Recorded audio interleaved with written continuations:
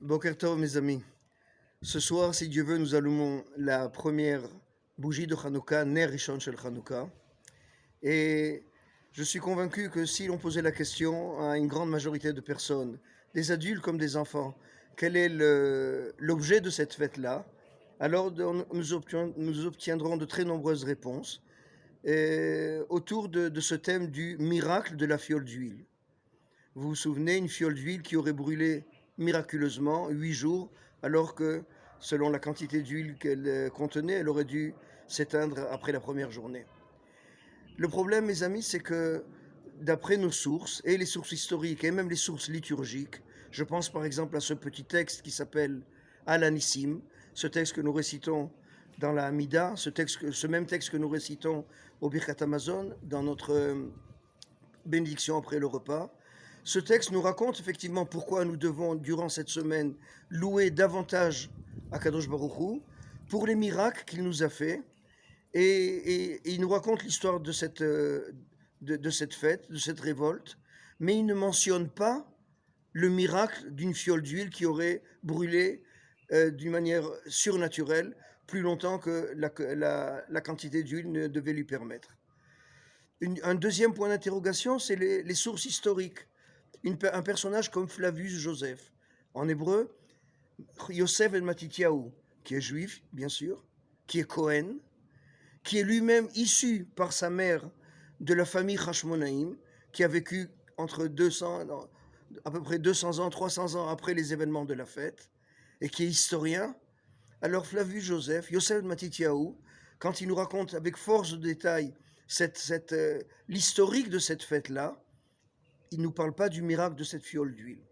Alors comment essayer de comprendre cette énigme-là? Alors il faut savoir, mes amis, et nous le disons dans ce petit additif de Alanissim, qu'il y a eu un miracle, et ce miracle, il a opposé Meatim Moul Rabim. Ça veut dire une minorité qui va obtenir la victoire contre une majorité. Et là encore, si on posait la question aux Juifs, qui c'est la minorité? Ils vont vous dire, ben, c'est les Juifs. Et qui c'est la majorité? Eh ben, c'est les Grecs qui nous ont agressés. Alors il faut savoir que pour beaucoup de commentateurs, et pas des moindres, Meatim, ce sont les Juifs qui sont restés fidèles à la tradition. Et Rabim, la majorité, ce sont les Juifs qui se sont laissés, qui ont voulu aller avec le courant, avec le politiquement correct de l'époque, qui était d'être helléniste. Okay? Et ça, peut-être, ça peut nous donner une réponse à notre question. Il faut savoir que s'il y a eu miracle, et moi je veux croire qu'il y a eu un miracle, ce miracle n'a pas été un miracle public, tel que la traversée de la mer Rouge, où la mer Rouge se sépare en deux devant le peuple en entier. Ce miracle, il s'est déroulé à l'intérieur du Beth Amikdash, à l'intérieur du temple. Et ce miracle, il s'est déroulé devant les gens qui ont participé à la libération du temple de Jérusalem.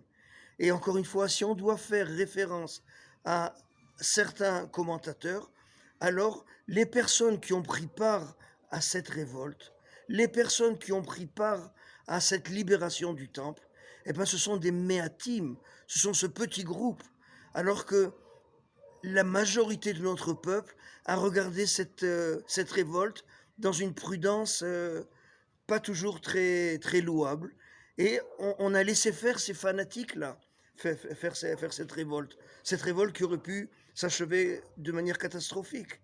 Et il faut savoir qu'à travers cette révolte, c'est pas seulement le judaïsme qui a été sauvé, mes amis, c'est aussi le monothéisme.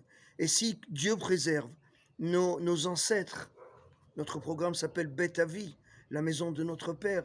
Alors si nos pères, nos ancêtres, Asmonéens, Hashmonaïm, avaient échoué dans cette révolte, aujourd'hui peut-être vous et moi serions encore en train de se prosterner devant des Zeus, des Jupiters ou je ne sais quoi.